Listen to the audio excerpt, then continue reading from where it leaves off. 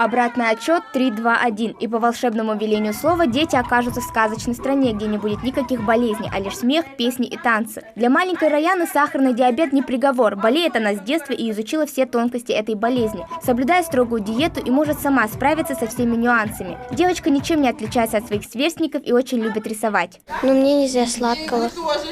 Когда хочу одну конфетку, надо подклеить, потом можно кушать.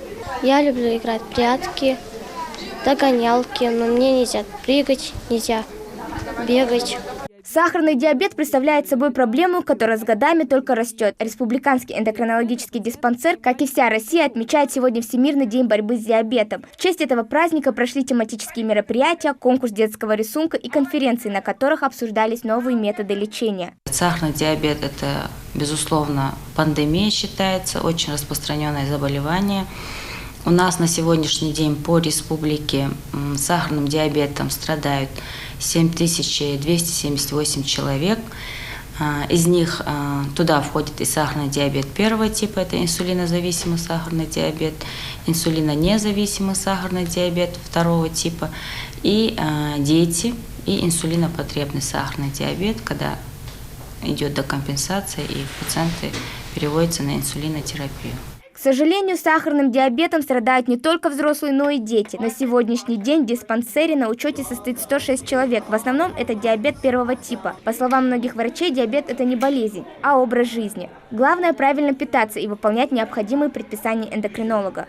Когда устанавливается такой диагноз, это большой стресс и для ребенка, и для родителей, так как требуется соблюдение строгой диеты, регулярная инсулинотерапия, регулярный контроль гликемии.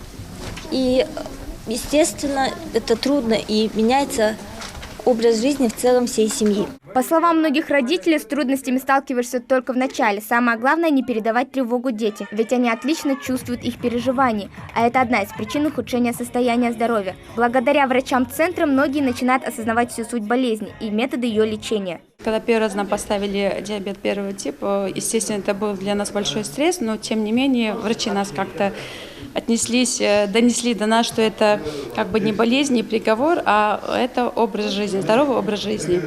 Вначале было, конечно, тяжело, но теперь мы справляемся. У меня уже мальчик сам считает хлебные единицы, сам колет и сам все мерит. Всемирный день диабета, отмечаемый ежегодно 14 ноября, был введен в 1991 году Международной диабетической федерацией и Всемирной организацией здравоохранения в ответ на угрозу роста диабета во всем мире. А выбран был именно этот день, чтобы увековечить заслуги канадского врача Фредерика Бантинга, который родился в этот день и сыграл решающую роль в открытии инсулина, лекарства, спасающего жизнь людям, больным диабетом. Хава Гагиева, Адам Далаков, Новости 24.